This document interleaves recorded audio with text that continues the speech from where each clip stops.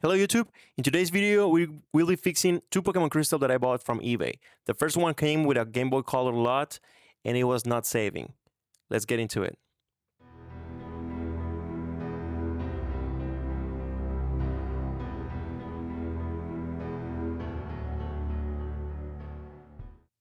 So as you can see, this game cartridge is a little bit damaged. It has also ink marks in the back, and I think it's broken. It was just as described by the seller. The screw is barely holding up. It doesn't save because it has some damage on the chip. And the label in the front is also held by tape. And as you can see, it has several scratches and more to that. So just by looking at the shell, you can see the damage here. It's fairly broken. It's also broken here. And the label is in bad condition overall. Now let's inspect the board a little bit closer. Let me move this out of the way. And I can see there's something here. Like they try to fix it or something and put a bunch of solder into the RAM chip. I don't know if you guys can see it. Let me look it closer. I don't think it's bridging, or maybe it is. Huh. So anyway, let's bring the multimeter and see what we got. So the seller stated that this game is not saving, even though he swapped the battery for a new one. So let's test the voltage. 3.1, that's very normal. These batteries normally have 3.3 volts when they're brand new. So now let's put one of the probes in ground and test the first pin and the number 9 leg on the right side of the RAM chip.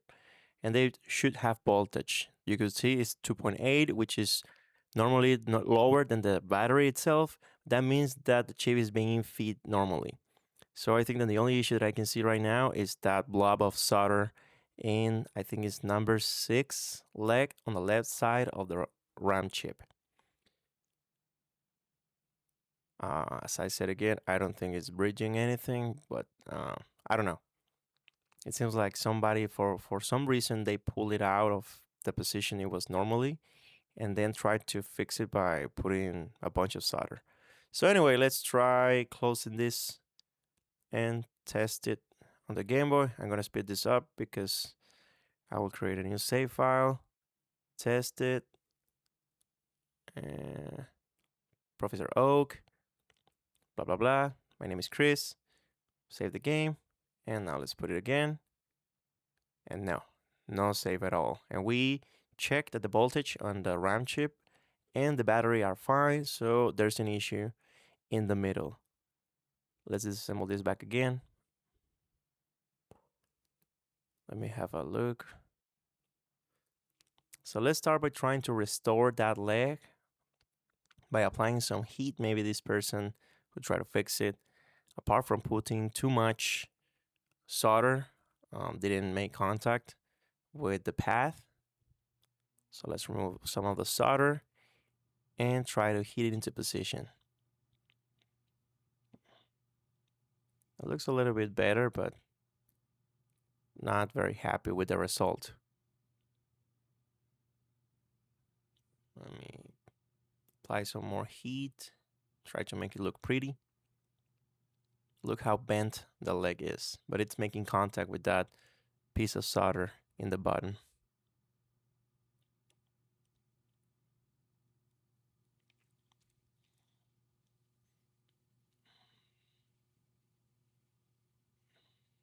I don't think this has nothing to do with the issue we're having, but I see that that leg didn't have enough connection. So I just heat it a little bit, like a small reflow. So now let's give it a clean to the board itself, just to discard it was not just, a dirty board. So I use IPA like usual and our cotton swabs. Let me do this very fast and once again. Now let me put some new solder to see if that for some reason helps at all. Now let me close it and do the whole process of creating a new game back again. Hey Whooper, Professor Oak, Chris, blah blah blah, save. Put it again, and nothing. So I think this issue goes deeper than just that leg that was bent. I can't think why somebody will pull that leg out of position. But anyway, we'll try to do our best to save this game and find a new home. So now that we saw that there's no effect on doing what we did, let's start by applying some flux into the damaged leg of the RAM chip.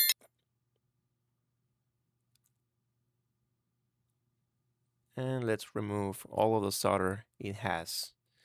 Let's see a little bit more deep into the issue that we found. Please apply some heat using our desoldering wick as usual. Now it looks different. Can you see that? Let me show you real quick. I don't think there's a path for the leg to make contact to. So it seems that somebody pushed, for some reason, the leg out of position and ripped the pad apart. So of course, the leg is making no contact with the board. For some reason, after they did that, they thought that putting some solder will solve the issue, which of course it didn't. Let me try to bend it back to position.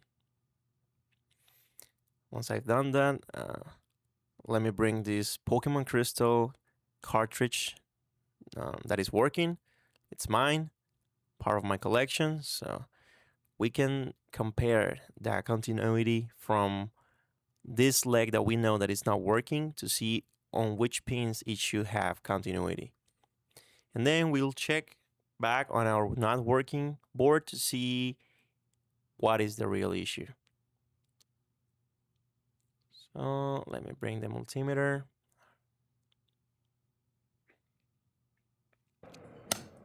Put it into continuity mode. So we said it was leg number 6 from the left side of the RAM chip. 4, 5, 6. Now let's start testing each of the pins. Here we go. It seems like pin number 10 on the board is having continuity. Let's check with the rest of the pins.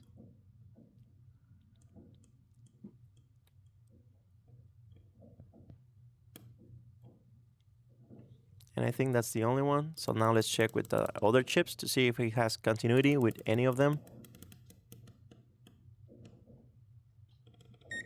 Oops. Leg number 8 on the ROM chip. It should have continuity to this one. Let me double check. Let me finish testing. Now let's check with the capacitors and the resistor. Nothing, nothing. Resistor. Now this chip. Nothing. This thing is right here. Nothing. And now this final chip.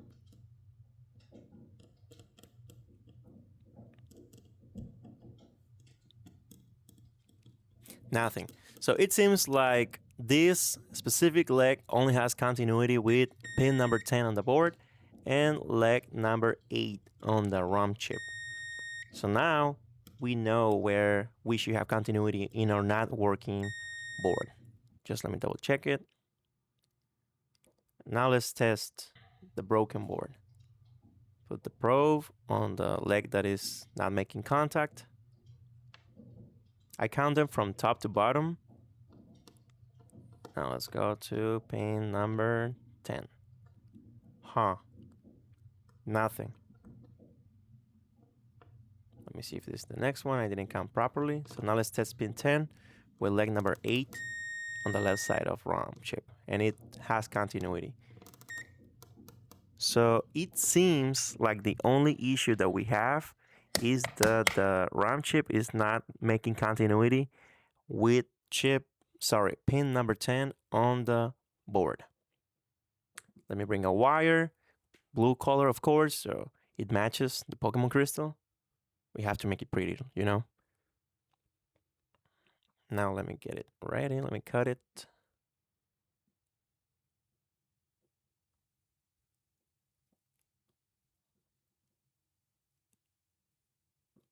Now let's bring the flux to put something just a little bit in our not working leg. Somebody smashed for some reason. Now let's solder it into position with our iron.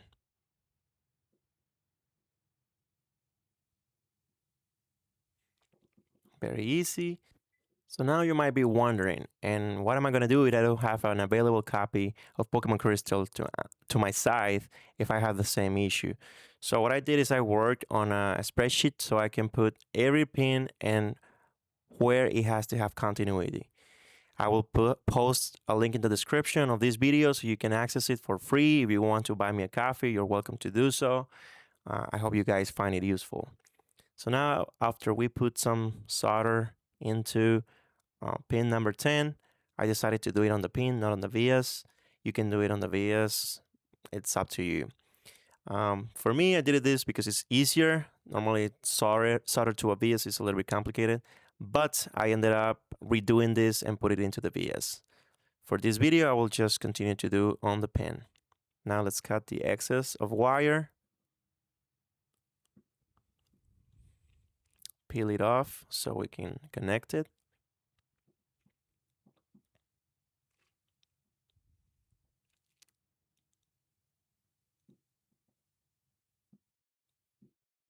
Just like that.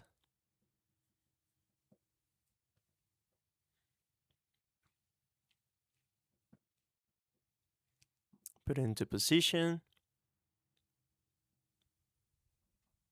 Let me zoom it so you can see. And bring the iron. We have to make sure that the wire itself is not touching the pin in the side. From this angle, I don't think you can see it properly, but it's connected properly. So now let's give it a clean. This is how it looks like. Now let's test for continuity. Would you look at that? Making sure everything looks just fine.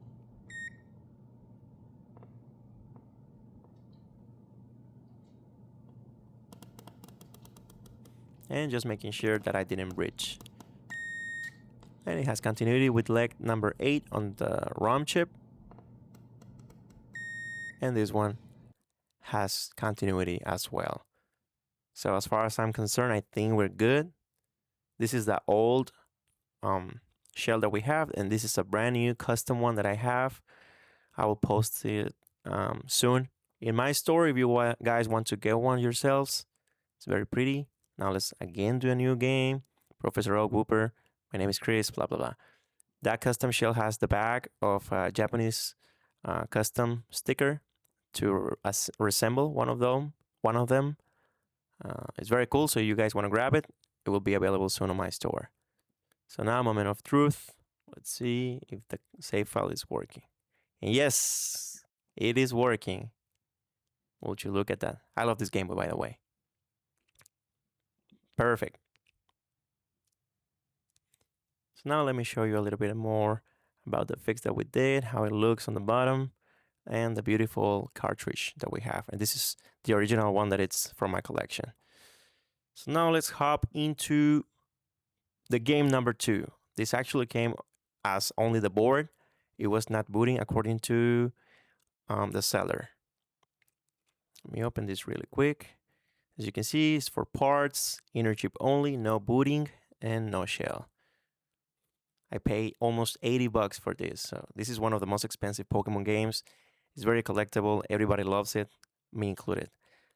Quickly, we can see there's corrosion on the pins, a little bit of gunk, a little bit of damage on these traces. Sticking in my finger, actually. New battery installed, seems like. This leg looks a little bit, I don't know, not corroded, but it has like that white gunk. Let's see if it's making contact, which it is. But it seems a little bit weak, in my opinion. This seems like a little bridge. Or I think somebody tried to reflow that specific leg only. What is this white thing? Maybe, oh, I can see some corrosion next to the battery, so maybe some liquid damage of some sort.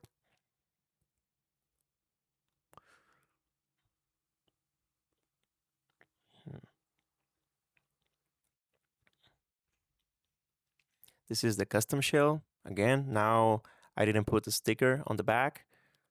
It will resemble more an original one. The sticker is art, in my opinion. I love this Pokemon Suicune, and I love the cartridge itself.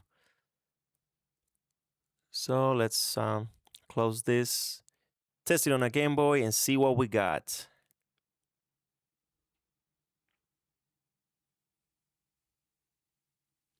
Nothing. Crumble Nintendo logo. Let me clean this a little bit. It's a little bit dusty. Turn it off. Blow the cartridge a little bit. You know, old tricks, old school tricks. No Nintendo logo again. No, so definitely not working, not booting at all. So we're gonna go with the basics for this one.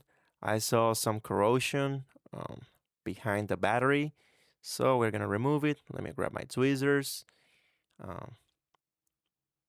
Hit here, pull. We have to be gentle. We don't want to rip anything apart. And pull out the battery. Now let me remove the excess of solder.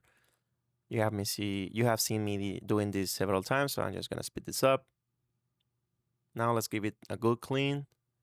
I mean, it has liquid damage, but I don't see that this is in bad condition at all. So now we're gonna do a reflow very quickly after applying some flux into the sides of the chips.